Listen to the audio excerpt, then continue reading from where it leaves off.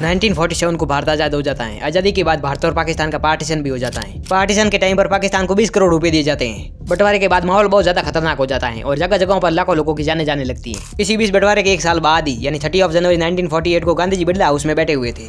गांधी जी हर रोज शाम के टाइम पर लोगों से बिरला हाउस के पार्क में मिलते थे।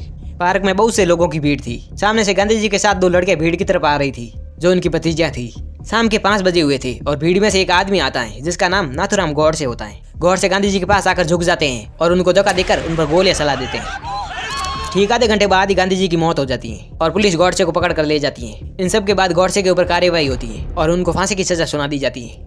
लेकिन अब हमारा सवाल ये है कि आखिर गौडसे ने गांधी जी को क्यों मारा?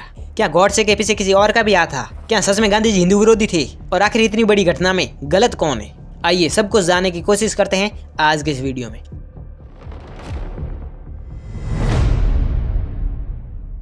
ये बात है भारत और पाकिस्तान के बंटवारे के टाइम की। इस टाइम देश में बहुत से दंगे हो रहे थे। हिंदू मुस्लिम धर्म के लोगों के बीच में बहुत भयंकर लड़ाइयां भी हो रही थी।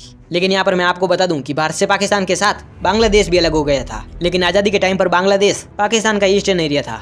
जब भारत का ईस्टर्न और वेस्टर्न एरिया अलग हुआ और लाखों लोगों की जाने जाने लगी तो लोग मंदिरों में रहने लगे।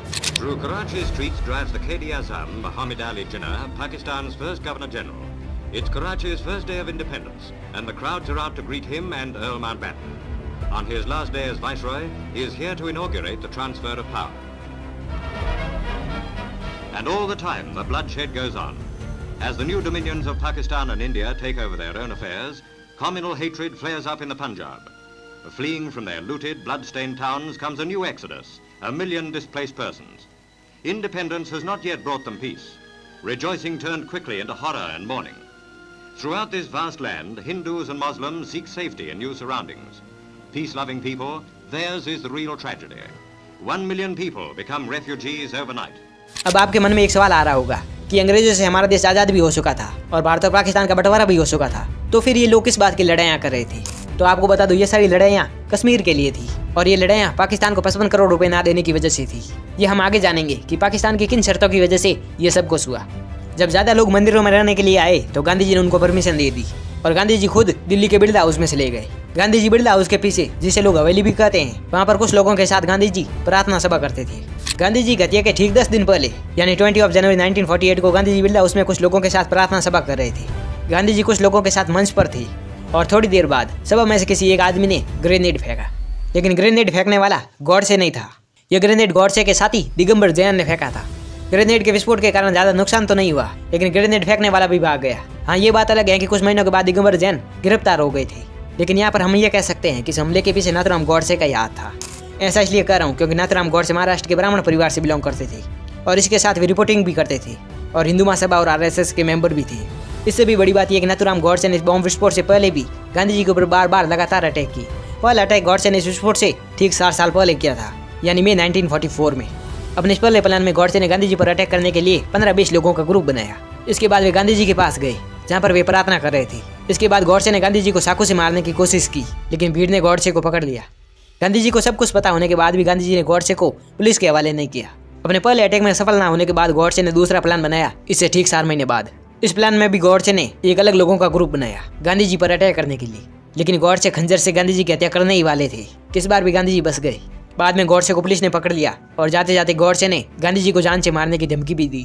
अपने दोनों प्लान फेल होने के बाद गौडसे ने उसी महीने तीसरा प्लान बनाया। लेकिन गांधी जी गौडसे के तीसरे अटैक में भी बच गए। लेकिन लगातार 3 बार अटैक करने के कारण पुलिस ने गौडसे को गिरफ्तार कर लिया और जेल में डाल दिया। जेल से निकलने के बाद ही गौडसे ने रिपोर्टिंग का काम स्टार्ट किया था आपने सावरकर के साथ। अब हम गांधी जी की हत्या वाले दिन पर आते हैं। गौडसे ने पहले बैक टू बैक 3 बार गांधी जी पर अटैक किए। इसके बाद 7 अटैक ग्रेनेड फेंक कर बिरला हाउस पर किया था। ग्रेनेड फेंकने के बाद भी जब गौडसे का प्लान सफल नहीं हुआ तो गौडसे ने इसके ठीक 10 दिनों बाद ही एक और प्लान बनाया गांधी जी पर अटैक करने के लिए। 30 जनवरी 1948 के दिन के सुबह का टाइम था। सबसे पहले गांधी जी नहाए और उसके बाद अपना वजन चेक किया। इस टाइम गांधी जी 78 ईयर के थे और उनका वजन 50 किलोग्राम का था।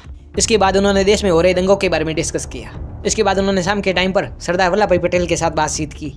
सरदार वल्लभ भाई पटेल और गांधी जी के बीच कुछ ज्यादा ही बातें हो गई, जिसकी वजह से गांधी जी प्रार्थना सभा में जाने के लिए 10 मिनट लेट हो चुके थे। सरदार वल्लभ भाई पटेल और गांधी जी की बातें पूरी होने के बाद गांधी जी अपनी भतीजी मर्दुला के साथ और एक गोद ली हुई लड़की जिसका नाम अब्बाबेन था, उनके साथ वे प्रार्थना सभा के लिए गए।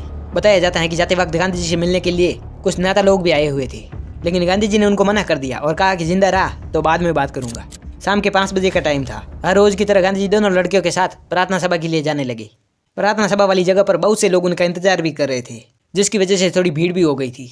जब गांधी जी भीड़ के पास गए तो भीड़ में से गॉडसे आए। गॉडसे गांधी जी के पास आए और जमीन की तरफ झुक गए। झुककर गॉडसे ने गांधी जी को धक्का दिया और लगातार 4 गोलियां गांधी जी पर चला दी। गोलियां चलाने के बाद गॉडसे ने खुदकुशी करने की कोशिश की, लेकिन एयरफोर्स के किसी ऑफिसर ने उनको रोक लिया।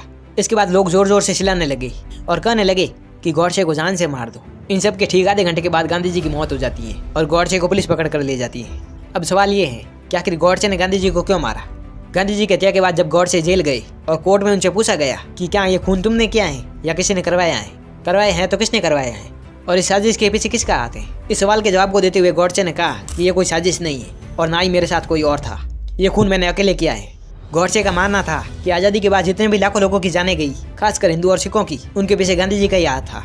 जो लोग बंटवारे के टाइम पर पाकिस्तान चले गए थे, उन्होंने वहाँ रह रहे हिंदुओं को मारा और आधे से ज्यादा हिंदुओं को भारत भगा दिया। इतने लोगों की मौत होने के बाद भी गांधी जी ने कोई भी कार्रवाई नहीं की। गॉडसे कहते हैं कि लाखों लोगों के मरने के बाद भी गांधी ने इस मामले के बारे में एक बार भी बात नहीं की।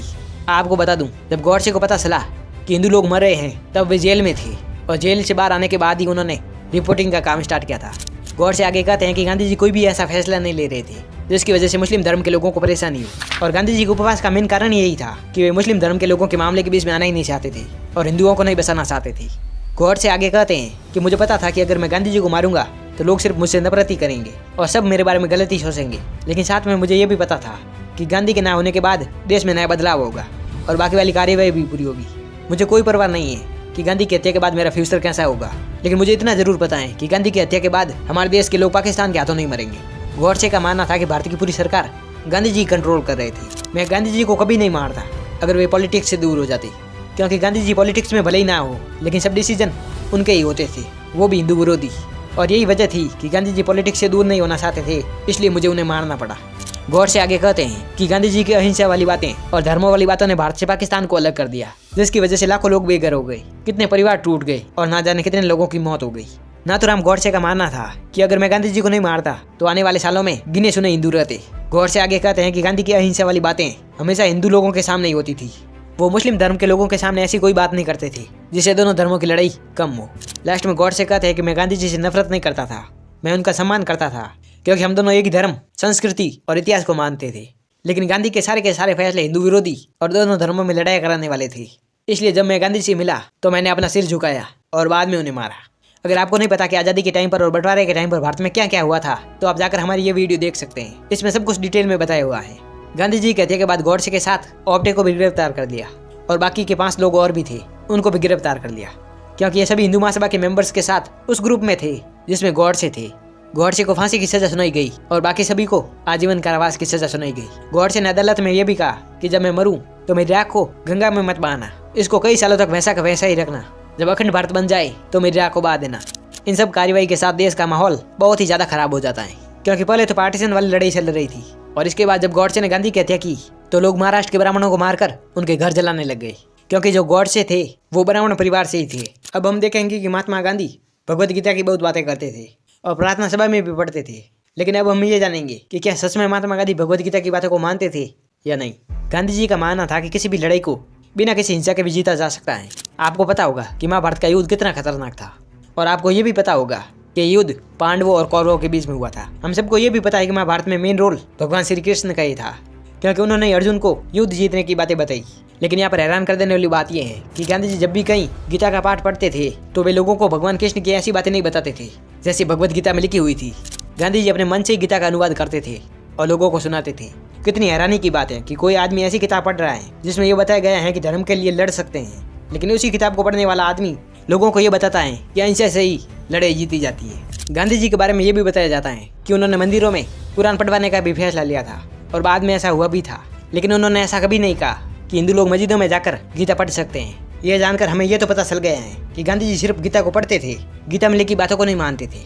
आपको नहीं लगता कि गांधी जी ने अगर दोनों धर्मों के लोगों की बातों को सुनकर सही से फैसला लिया होता तो आज़ादी के बाद दोनों धर्मों के बीच में इतने झगड़े नहीं होते।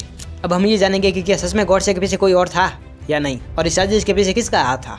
हमने थोड़ी देर पहले देखा था कि गॉडसे ने गांधी जी की हत्या को साजिश नहीं कहा है, और गॉडसे ने ऐसा भी कहा था कि मेरे साथ कोई और नहीं है। गॉडसे ने ऐसा इसलिए कहा था क्योंकि वे अपने साथियों को नहीं पकड़वाना चाहते थे। लेकिन सच तो ये है कि ये एक तरह की साजिश ही थी, क्योंकि इसके पीछे बहुत से संगठनों और लोगों का भी हाथ था। नाथूराम गॉडसे के भाई गोपाल गॉडसे भी साजिश में शामिल थे। हालांकि गॉडसे ने अपने भाई को ऐसे मामलों में आने के लिए मना किया था, क्योंकि वो शादीशुदा था और उसकी 2 बेटियां थी। लेकिन फिर भी गोपाल गॉडसे ने डिसीजन लिया कि वे इनके साथ रहेंगे। विष्णु करकरे भी इनके साथ थे। पहले वे हिंदू महासभा के मेंबर बने और बाद में साजिश में शामिल हो गए। इसके साथ ही डी परसुरे और शंकर के बैच का एजेंट भी हिंदू महासभा का ही मेंबर था और एक दूसरे को हथियार पहुंचाने में हेल्प करते थे। साथ में गांधी जी की हत्या के बाद आरएसएस पर भी बैन लग गया। 1.5 साल के बाद ये बैन हटा। बैन हटने के बाद नेहरू जी ने आरएसएस पर खतरनाक भाषण दिए, क्योंकि सबको लगता था कि गॉडसे के साथ आरएसएस भी है। लेकिन नेहरू जी की मौत के बाद माहौल और भी ज्यादा खतरनाक होने लगा।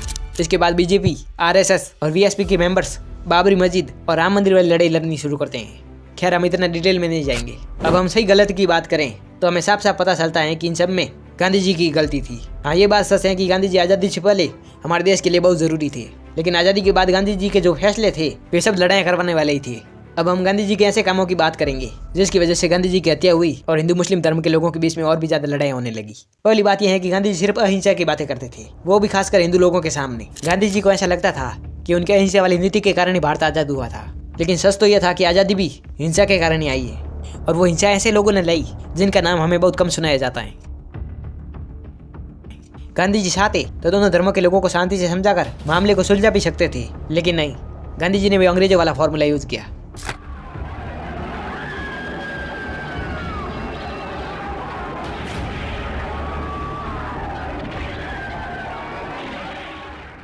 गांधी जी कभी भी ऐसे लोगों की बातों को नहीं मानते थे और ना ही उनके साथ थे जो सही बात करते थे। फिर वो चाहे शहीद भगत सिंह हो, सुखदेव हो, राजगुरु हो, चंद्रशेखर आजाद हो या भगवद गीता में लिखी हुई बातें हो। हिंदू विरोध करने के कारण गॉडसे ने गांधी जी की हत्या की और ये मामला और भी ज्यादा खतरनाक हुआ। गांधी जी की तीसरी गलती की बात करें तो वो ये थी कि गांधी जी खुद ही देश की सरकार को संभालने लग गए थे। पॉलिटिक्स में ना होने के बाद भी वे पॉलिटिक्स के फैसले लेते थे, जैसे जवाहरलाल नेहरू को प्रधानमंत्री बनाना, फ्रीडम फाइटर्स के ऊपर अटैक करवाना हो, उनकी फांसी को ना रुकवाना हो, पहले पाकिस्तान को अलग करना, बाद में करोड़ों रुपए देने की बात करना, जब बाद में दंगे हो जाए तो उनको ना रोकना। गांधी जी की चौथी गलती ये थी कि उन्होंने आजादी के टाइम पर यह कहा था कि कोई भी मुसलमान ट्रेन से बाहर से पाकिस्तान आ जा सकता है, लेकिन हिंदू तभी जा सकते हैं जब मुस्लिम धर्म के लोगों की परमिशन हो। इसके बाद मुस्लिम लोग आते रहे और दोनों धर्मों के बीच में लड़ाइयाँ होती रही। इसके साथ ही बंटवारे के टाइम पर महात्मा गांधी ने भारत सरकार को इमोशनल ब्लैकमेल भी किया, जिसकी वजह से भारत सरकार को पाकिस्तान को 55 करोड़ रुपए देने पड़े, जिसके कारण हिंदू लोग गांधी जी से नाराज हुए और गॉडसे को गांधी जी की हत्या करनी पड़ी। आपको बता दूं कि बंटवारे के टाइम पर भारत सरकार ने पाकिस्तान को 20 करोड़ रुपए दिए थे। इसके बाद भी पाकिस्तान ने कश्मीर पर हमले किए।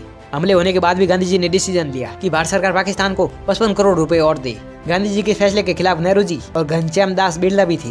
उन्होंने कहा कि अगर हमने पाकिस्तान को और पैसे दे दिए तो वो हम पर अटैक करने के लिए और हथियार खरीदेगा, लेकिन गांधी जी ने किसी की बात नहीं सुनी और भारत सरकार को पाकिस्तान को पैसे देने पड़े। एक और वीडियो में हम गॉडसे की सारी बातें को देखेंगे जो उन्होंने अपनी किताब में लिखी थी। तो वीडियो पूरी हो गई है। कमेंट करके बताना वीडियो कैसी लगी। साथ ही वीडियो को लाइक करके चैनल को सब्सक्राइब कर देना। मिलते हैं अगले वीडियो में।